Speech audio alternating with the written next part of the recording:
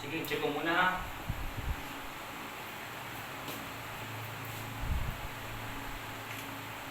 Send na lang kay Doc yung mga picture.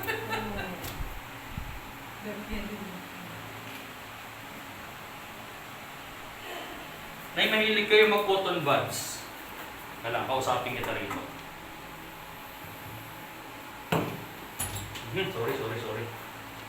Nilagyan talaga namin yan, Doc, para... Ay, may ano pala. Nay, naririnig mo ko? Mahina? Boses ko? Naririnig mo ko?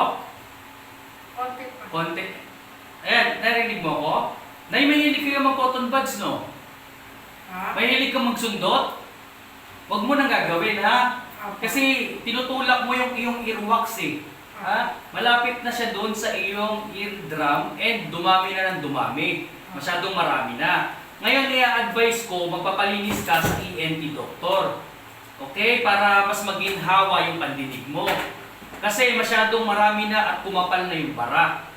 Ngayon po, ang gagawin ko, kukunin ko yung grado ng pandinig mo. Kung anong classification ng hearing loss meron ka. Ha? May pipindot ako, may maririnig kang sound. Tapos, sabihan mo na lang ako pag narinig mo. Or kakausapin kita kung narinig mo. Ha? Start na ako sa iyong right ear muna dito. Okay?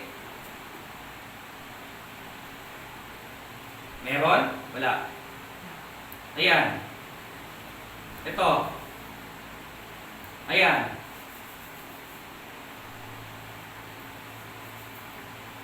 Walang sound? Ito muna. Opo. Ito muna. Opo. Ayan po. Meron. Ayan.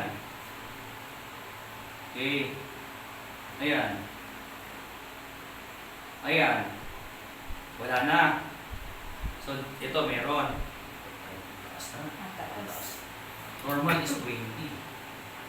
Nasa gitna po, di ba? Sa Normal gitna is ba? 20 or 30 pwede ba eh? Wala nga nga. Ilan siya doon? 105. Wala. Taas yun. Mataas. Ayan po. Meron.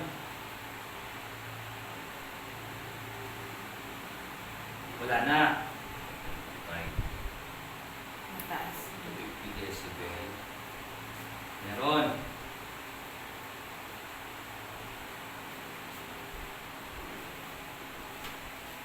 Wala na. Okay. 1,000 hertz.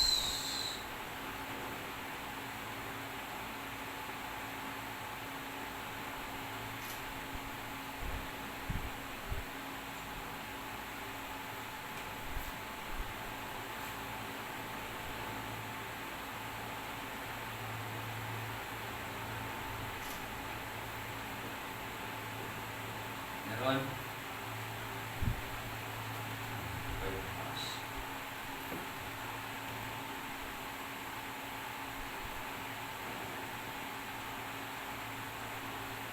Konti lang. Konti. Ayan. Konti. Wala na.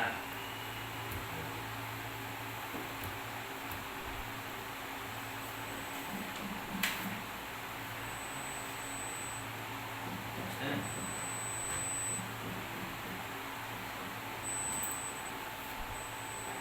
Yung naririnig ko na ako rin. Para ka nang tumutok sa ano ng aeroplano niyan. Babasagin na aerodrum. Ay, nabasag na yun. Kay nanay, normal na lang. Nahina sa kanya. Naririnig ko Wala na na. ngayon. 85. Pwede Mataas na, na grado pwede niya. na pala yung sumisid sa ilalim ng dagat pag ano.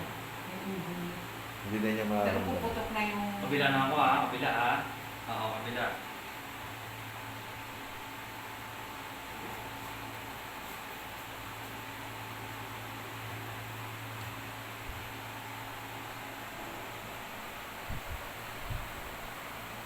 Meron.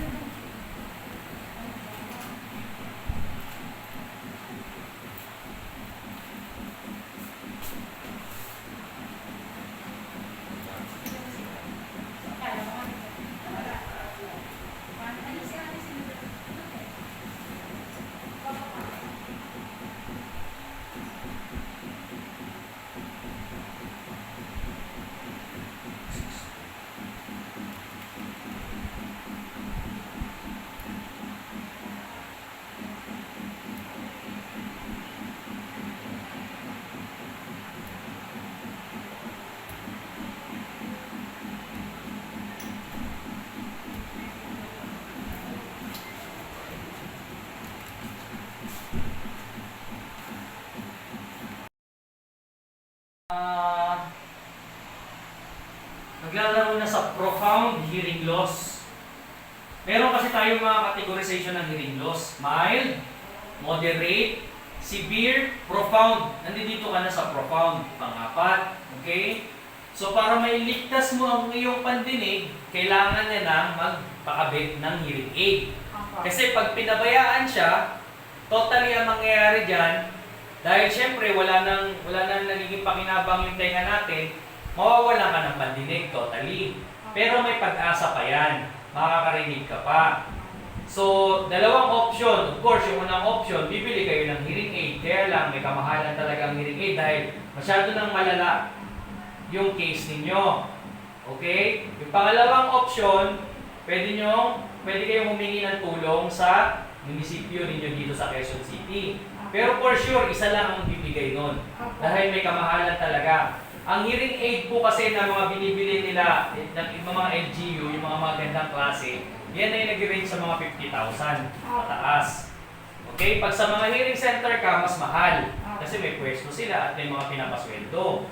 Ngayon, kung direct naman sa atin, since pwede ko naman i-top up ang government, mas malaki yung makukuha yung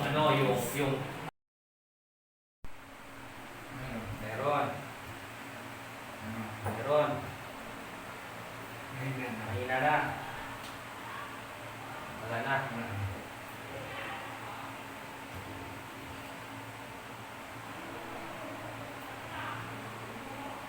Meron.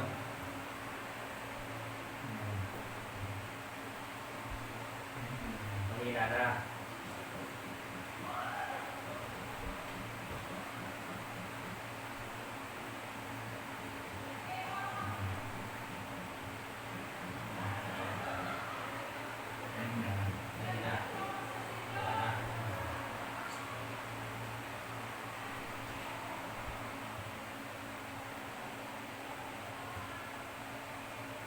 Wala.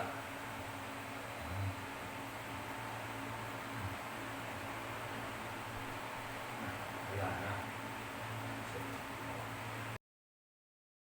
Saka sa bumbos. So para kung may sukalang yung pumasok na maliliit na ipis dyan, okay lang yun. Protection niya yun. Pero kapag sobrang dami niya, dapat yung ginagawa niyo sa ENT pupunta ha. Kasi sila yung may tamang device na maglinis niyan. It's either ipa-flush nila yan or isasap. Sa kanya naman, kung gusto nyo linisan na yung tenga niya, pwede na yan, bimpo, towel, yung malinis. Huwag cotton buds. Ha? Pwede na yun. Okay lang yun. Okay lang yun. Walang problema kahit may konti siyang earwax, walang problema. Okay? Okay lang yun. So siya naman, hindi natin siya matitest kasi baby pa siya eh. Hindi magiging accurate yung response niya dito. Okay? Buka. Siya naman, may problem sa Alin tenga mo may problema? Bakit? Masakit? Hindi po kasi masyadong makarating dito. Hindi na makarin. Matagal na? Opo, Mga ilang taon na kaya sa tingin mo? Grade 3 ka pala? Grade 4. Bata pa siya? O kasi, nagpalinis siya dok sa akin. Nasundot ko, nang lumipas na tumagal, sinasa na naman niya, nagdugo. Nagdugo ka. Opo. Dinala niyo ba sa doktor before? Wala na po siya sa akin nung time na yung dok, nandun na siya sa tita niya sa Nueva Ecija. Saan may baisihan? Sa Talavera po. Kasi, gym ba pala yun? Tsaka Ay, malayo yung po. punta sa yung City Science of Muñoz. Layo. Yung mayor nila dyan, palagi bumibili sa akin ng hearing aid. Marami. Pinamimigay niya. At ang binibili nilang hearing aid, yung mga tingko 40, 50 talaga. 50,000. Oh. Mahal Ay, mo na. ganun talaga to. Tumulong ang mga taga Nueva Ecija. Wow.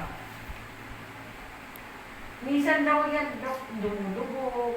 Mayroon pa Kumikirot. blood. May blood pa. Naku, Natuyo. natuyo na dok. Kumikirot na nga rin po yan, Oh. lalo ng pagtaglang. Kaya siya kumikirot. Ganito.